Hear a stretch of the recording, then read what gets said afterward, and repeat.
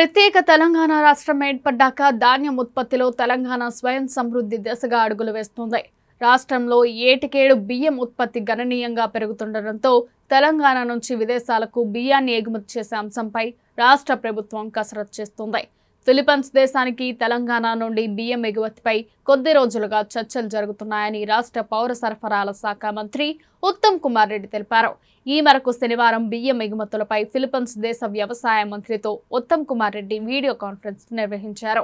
తెలంగాణ నుండి 3 లక్షల మెట్రిక్ టన్నుల వరకు వరి ధాన్యం ఎగుమతి చేసే అవకాశాలపై చర్చించారు.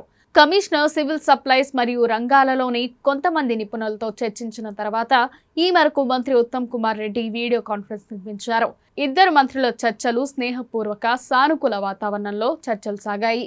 నాణ్యతా కారణాల వల్ల ఫిలిపియన్లు గత కొన్ని ఏళ్లుగా భారతదేశం నుండి బియ్యాన్ని దిగుమతి చేసుకోవడం ఆపివేశారని చర్చల సందర్భంగా ప్రస్తావనకు వచ్చింది. అయితే తెలంగాణ రాష్ట్రంలో బియ్యం గణనీయంగా మెరుగుపడినందున ఎగుమతి కోసం సుముఖంగా ఉన్నామని మంత్రి ఉత్తమ్ తెలిపారు.